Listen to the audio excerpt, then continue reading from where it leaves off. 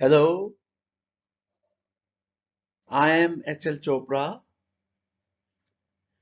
आज आप सबकी डिमांड पर हम एक हिंदी में कहानी प्रस्तुत कर रहे हैं जो लियो टॉल्स्टॉय की प्रसिद्ध कहानी 3 क्वेश्चंस में से है। 3 प्रश्न।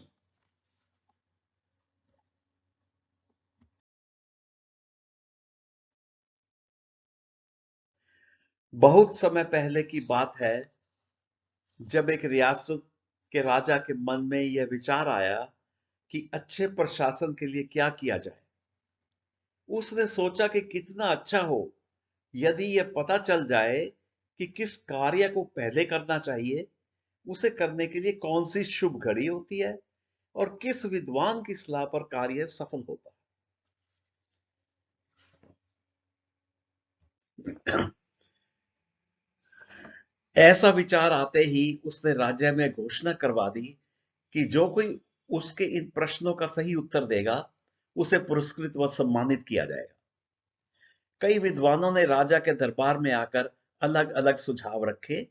कोई कहता कि सही समय के लिए पहले से ही निर्धारित टाइम टेबल होना चाहिए, तभी कार्य सुनियोजित समय पर पूर्ण करना संभव होगा। कोई और कहता कि समय को बेकार नहीं गंवाना चाहिए और जिस समय जो कार्य अधिक मुख्य लगे उसे पहले करना चाहिए। कुछ पंडितों का सुझाव था कि मंत्रियों का एक दल बनाया जाए। कुछ और ने कहा कि भविष्य में क्या होगा इसकी जानकारी तो किसी भविष्यवक्ता को ही होगी, इसलिए भविष्यवाणी करने वालों की सहायता से ही राजा को सही समय की जानकारी मिल सकती है। तीसरे प्रश्न का भी भिन्न भिन्न उत्तर आए। कुछ ने कहा शस्त्र विद्या और कुछ ने पूजा पाठ को प्राथमिकता दी।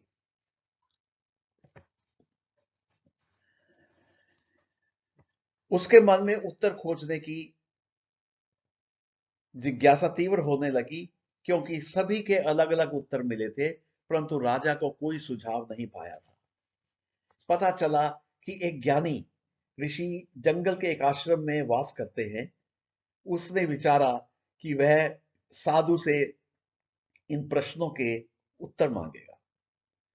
उसे पता था कि वो ऋषि ना किसी से मिलते हैं और ना ही आश्रम छोड़कर बाहर कहीं निकलते हैं।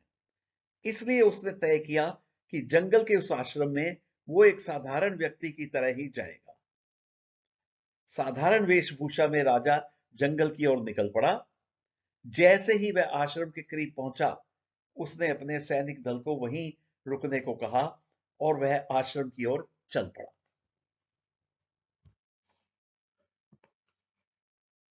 आश्रम पहुंचकर राजा ने देखा कि एक वृद्ध आंगन में खुदाई कर रहा है। राजा ने उसे प्रणाम किया। उस वृद्ध ने प्रणाम का उत्तर दिया और अपने काम में लग गया। इस श्रम को देखकर राजा ने देखा कि वह कमजोर था और खुदाई करते हुए हाँफ रहा था, तो क्यों ना उसकी सहायता कर दी जाए। सहायता के लिए आगे बढ़ते देखकर भी वृद्ध अपने कार्य में जुटा रहा। राजा पास जाकर नम्रता पूर्वक बोला, हे ऋषिवर, मैं आपके पास 3 प्रश्नों का उत्तर मांगने आया। मैं कैसे जानूं कि सही कार्य के लिए सही समय कौन सा होगा और उस कार्य की सफलता के लिए कैसे कार्य करता होगे। ऋषि ने कुछ उत्तर नहीं दिया और अपने काम में ही लगा रहा।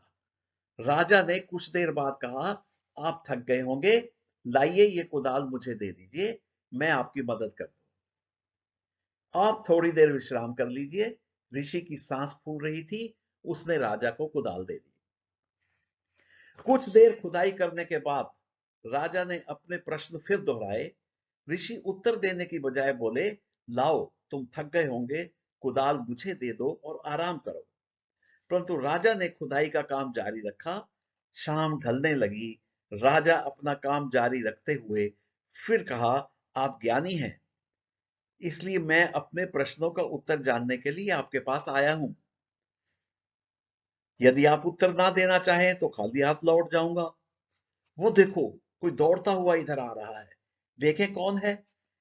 कहते हुए ऋषि उठ खड़े हुए। राजा ने उस ओर मुड़कर देखा। एक दाढ़ी वाला व्यक्ति अपना पेट पकड़े आश्रम की ओर दौड़ा चला आ रहा था। हाथों के बीच से रक्त बह रहा था। जब वह राजा के पास पहुंचा तो कराहते हुए गिर पड़ा और बेहोश हो गया। ऋषि और राजा ने मिलकर उसके वस्त्र ढीले किए। उसके पेट से खून चू रहा था। राजा ने उसके जख्म को धो दिया और अपने रुमाल से उस बहाव को दबाने का प्रयास किया। जैसे ही रुमाल खून से लथपथ हो जाता, उसे पानी से धोकर फिर पेट के उस जख्म पर रख देता। ऐसा उसने कई बार किया। अंततः खून का रिसाव बंद हुआ। राजा ने उस व्यक्ति के चेहरे पर पानी के छींटे मारे और 2 घूंट पानी पिलाया। फिर सूर्यास्त हो गया। राजा ने साधु की सहायता से घायल व्यक्ति को आश्रम के भीतर जाकर लिटा दिया। घायल व्यक्ति को नींद आ गई। राजा भी बहुत थक गया था। एक तो लंबा सफर, फिर आश्रम में किया गया परिश्रम, उसे भी नींद आ गई और वो भी वहीं सो गया। सुबह नींद खुली तो कल का सारा घटनाक्रम याद आया। उसने आंख खोलकर देखा कि वह घायल व्यक्ति उसकी ओर देख रहा था। धीमे स्वर में वो घायल व्यक्ति कह रहा था, मुझे क्षमा करना राजन, मैं तुम्हें जानता भी नहीं। तो फिर क्षमा किस बात की? राजा बोले, आप मुझे नहीं जानते पर मैं आपको जानता। आपके उस दुश्मन का भाई हूं जिसे आपने मार दिया और उसकी सारी संपत्ति छीन ली थी। मैंने प्रण लिया कि मैं आपकी हत्या करके बदला लूंगा। इसी इरादे से मैं आश्रम की ओर आ रहा था। रास्ते में आपके सिपाहियों ने मुझे पहचान लिया और मुझ पर आक्रमण कर दिया। किसी तरह जान बचाकर भाग आया था। यदि आपने मेरा उपचार ना किया होता तो मर ही जाता। एक घातक शत्रु उसका मित्र बन गया। इस जीवन दान के लिए मैं आपका ऋणी हूं। जीवन भर आपकी सेवा में रहूंगा। मुझे क्षमा कर दीजिए। जब वह आश्रम से बाहर निकला तो ऋषि को आंगन में बीज रोपते हुए देखा। अंतिम बार अपने प्रश्नों का उत्तर जानने के लिए वह ऋषि के पास पहुंचा और उत्तर की प्रतीक्षा करने लगा। कुछ रुककर ऋषि ने कहा, तुम्हारे प्रश्नों का उत्तर तो मिल गया। वो कैसे? क्या मतलब? तुमने देखा नहीं? यदि तुम मेरी थकी हालत पर रहम खाकर मेरी सहायता ना करते और लौट जाते तो वह व्यक्ति तुम पर आक्रमण करता। तब तुम्हें पछतावा होता कि रुक जाते तो इस आक्रमण से बच जाते। तो सही समय वो था जब तुम रुक गए और मेरे प्रति तुम्हारी सहानुभूति व सहायता मुख्य कार्य बन गए। बाद में जब वो घायल व्यक्ति हमारे पास आया तो वह समय और उसकी सहायता मुख्य हो गए। यदि तुम उसकी सहायता ना करते, वो तुम्हारा मित्र बनने से पहले ही मर जाता। तो उस समय वो व्यक्ति उचित मनुष्य था और जो तुमने किया वह मुख्य कार्य था। याद रखो, समय वही मुख्य होता है जब तुम्हारे पास शक्ति होती है। मुख्य व्यक्ति वही होता है जो तुम्हारे साथ खड़ा है और मुख्य कार्य वही है जब तुम उसकी सहायता में जुटे हो, क्योंकि नियति ने उसे तुम्हारे पास इसीलिए तो भेजा था। एक ही समय महत्वपूर्ण होता है और वो समय है जब हमारे पास कुछ करने की शक्ति है। वो व्यक्ति महत्वपूर्ण है जो उस समय तुम्हारे पास है, भले ही तुम उसे नहीं जानते और उससे भविष्य में संपर्क रहे ना रहे। और सबसे महत्वपूर्ण कार्य यह है कि तुम उसकी भलाई करो, क्योंकि मनुष्य का केवल यही कार्य के लिए जन्म हुआ है।